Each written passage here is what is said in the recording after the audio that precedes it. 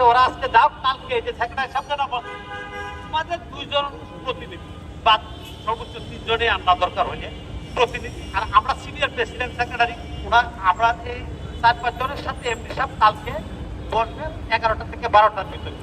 এটা টাইমটা দিব ইনশাল্লাহ। বসলে পরে তোমরা যথারীতি নিয়ম অনুযায়ী তোমরা ইয়ে করলা, এটা তোমাদের নেতাদের সাথে আলোচনা করবে, নেতাদের সাথে কিছুটা কথা হয়েছে, তোমরা কোন আঙ্গিকে আসবা, তোমাদের এই নেতৃত্ব নিয়ে আমরা বসার পরে পজিটিভ রেজাল্ট যদি না দেন তোমরা পরবর্তীতে তোমরা তোমাদের নিয়ম অনুযায়ী তোমরা কি করবা, তোমাদের নেতারা নির্দেশ দিবে বা ইয়ে করবে।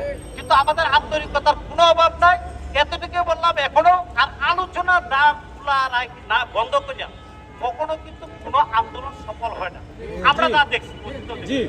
আলোচনা চলবে ইনশাল্লাহ। আর এখন তো শেষ সময়, এখন সবাই হয়তো নামাজ পড়বে, ইয়ে করবে। আর যেহেতু উনি এই কথাটা বলছে, আমরা জেন্টলম্যান হিসাবে এটা কি আমরা দিতে পারি কিনা এই সময়টা ওনাকে আলোচনাটা আপনারা দিলে ওনার সাথে আমাদের একটা কথা থাকবে যে আপনার সাথে তো আলোচনা বসছে নেতারা।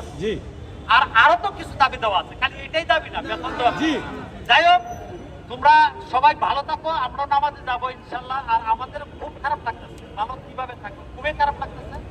আমরা আগামীকালকে ইনশাল্লাহ চেষ্টা করবো, আলোচনা হয়ে তোমাদের নেতারা থাকলে ওরা বলতে পারবে তোমাদের দরকার 3 জন নেতা আসবে না, যদি এমনি সাপ বলছে 2 জন 3 জন আসুক, কোনো সমস্যা নেই। যারা ভালো বুঝে তাদেরকে পাঠাই দাও, এবং দরকার ওটা রেকর্ড করে রাখে যে ভবিষ্যতের জন্য, ঠিক আছে? যে এখানে এই জিনিসগুলো প্রমাণাধীন থাকে, ঠিক আছে? আমি আর বক্তব্য দিতে চাই না। আমি যে নামাজ পড়বো এখন, তোমরা সময় যখন আর সেখানে আমি যাবো।